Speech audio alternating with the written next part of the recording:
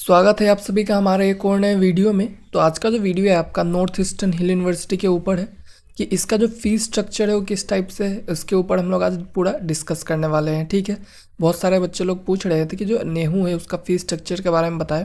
तो इसका जो फीस स्ट्रक्चर उसका कंप्लीट डिटेल आपको मिल जाएगा। आप किसी भी कोर्स में यहाँ पे एडमिशन लेने वाले हैं, BA, MA, MCOM, BCom, MBA, कोई भी कोर्स हो, PhD तक, हर कोर्स का जो फीस स्ट्रक्चर है आपको हम इस वीडियो में बता देंगे। पूरा जितने भी मतलब कोर्सेस अवेलेबल है सबका फीस स्ट्रक्चर आपको यहाँ पे पता चल जाएगा। ठीक है, तो चलिए वीडियो को स्टार्ट करते हैं।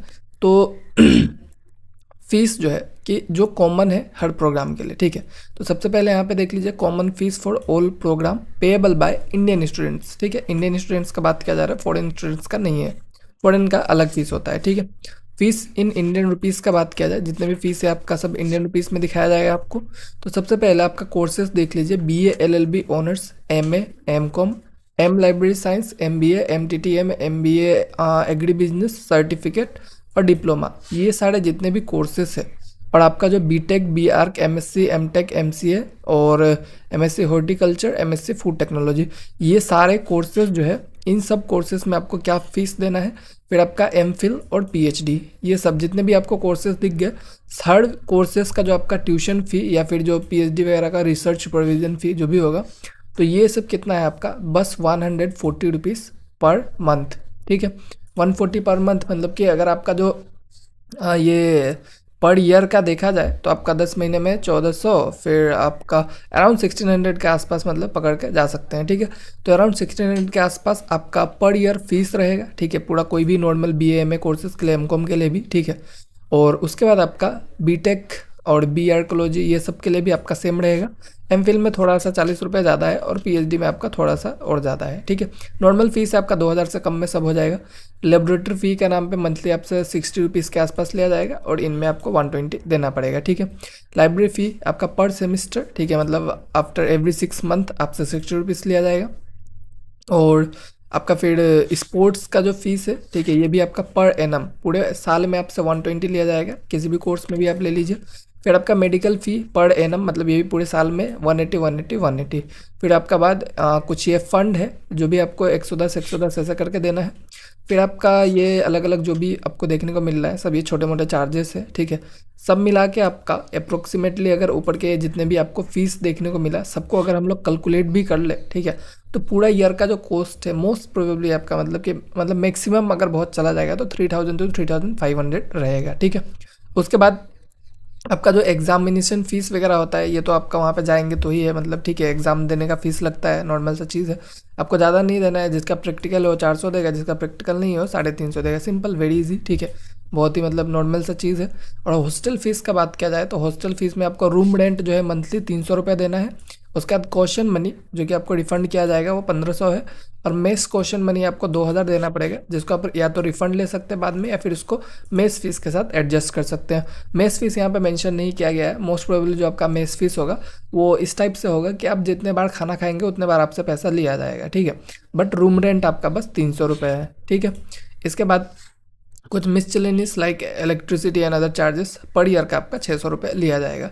तो हॉस्टल काफ़ी अफोर्डेबल है। अगर आप बस रूम रेंट का बात किया जाए तो यानी कि आप मतलब 3600 में पूरे साल रह सकते हैं, और मेस का भी अगर 2-3 हज़ार जोड़ लेंगे तो बहुत ही अफोर्डेबल अमाउंट में आप वहाँ पे रह सकते हैं। ठीक है, उसके बाद यहाँ पे आपका जो एग्जामिनेशन फ़ीस वगैरह है ये सब रहने दीजिए, ये उतना इम्पोर्टेंट नहीं है। उसके बाद कुछ और भी एडिशनल फ़ीस है कुछ कोर्सेज में, उसको देख लीजिए। जनरली जो मैक्सिमम चीज़ें होता है ये आपका जो प्रोफेशनल कोर्सेज में देखने को मिलता है, जो आपका MBA है, ठीक है, मास्टर ऑफ बिजनेस एडमिनिस्ट्रेशन, इसमें आपको डेवलपमेंट फ़ीस पे करना है।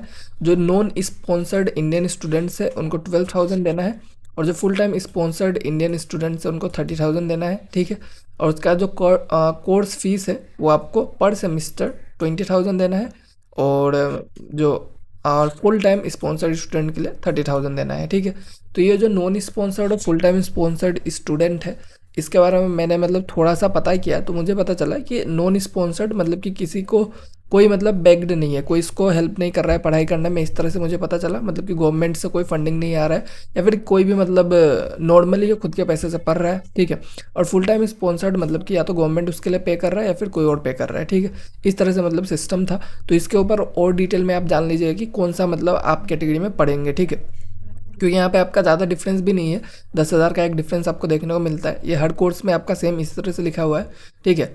तो इस तरह से बात किया जाए तो MBA का जो है आपका फीस जो है वो थोड़ा सा ज़्यादा आपको देखने को मिलता है, क्योंकि MBA जो है महंगा कोर्स है, किसी भी सेंट्रल यूनिवर्सिटी में जाइए आपको महंगा ही पड़ेगा वो, ठीक है।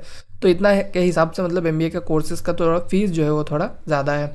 उसके बाद आपका M.Tech जो है, M.Tech का जो डेवलपमेंट फ़ी है आपका 9600 है, और कोर्स फी पर सेमिस्टर 6000 है, ठीक है। और उसके बाद BA LLB का बात किया जाए तो BA LLB का डेवलपमेंट फ़ी 7200 है, और उसके बाद कोर्स फी जो है इस सेमिस्टर आपको 3600 देना है। और फिर आपका BTech में डेवलपमेंट फ़ी 7200 है, कोर्स फी इस सेमिस्टर आपको 18000 देना है। तो सब आपका काफ़ी अफोर्डेबल कोर्सेज से बाकी से कंपेयर करेंगे। MCA का बात किया जाए तो आपका डेवलपमेंट फ़ी जो है 3600 है, और आपका जो कोर्स फ़ी है पर सेमेस्टर 7200 है। मतलब ये आप देख लीजिए, ठीक है, 7200 फॉर नॉन स्पॉन्सर्ड और स्पॉन्सर्ड स्टूडेंट के लिए 18000, ठीक है। तो इस तरह से मतलब आपका अलग अलग कोर्सेज के आपका फ़ीस है, तो एकदम बहुत ही ज़्यादा मतलब महंगा नहीं है कह सकते हैं, ठीक है। मास्टर ऑफ साइंस का बात किया जाए MSc हॉर्टिकल्चर, ठीक है, डेवलपमेंट फ़ी आपका है 12,000 रुपीज़, और कोर्स फी जो है आपका 20,000 पर सेमिस्टर, ठीक है। कोर्स फी आपको 20,000 देना है। MSc फॉरेस्ट्री के लिए आपका कोर्स फी है 20,000 सेम, और MSc फूड टेक्नोलॉजी भी सेम, मतलब आपको 20,000 जो है वो देना है, ठीक है। और जो डेवलपमेंट फ़ी है ये आपका एडमिशन के टाइम आपको देना पड़ता है, ठीक है। जो भी रहे 12,000 10,000 15,000 जो भी रहे, आपको एडमिशन के टाइम डेवलपमेंट फ़ी जो है वो पे करना होता है, ठीक है। तो ये रहा आपका जो ओवरऑल फी स्ट्रक्चर था किस तरह से। तो मैं कहूँगा कि काफ़ी अफोर्डेबल है, सेंट्रल यूनिवर्सिटी है, और अच्छा खासा इसका रेपुटेशन है, ठीक है। तो इस हिसाब से आप जो है अपना कोर्स के हिसाब से यहाँ पे जा सकते हैं। ऑब्वियसली बहुत सारे कोर्सेस है इसके CUET के थ्रू भी, तो आप जो है अपना डिसीजन ले सकते हैं कि आपको जाना है या नहीं जाना है, ठीक है। तो आई होप वीडियो इन्फॉर्मेटिव लगा हो। Thank you all.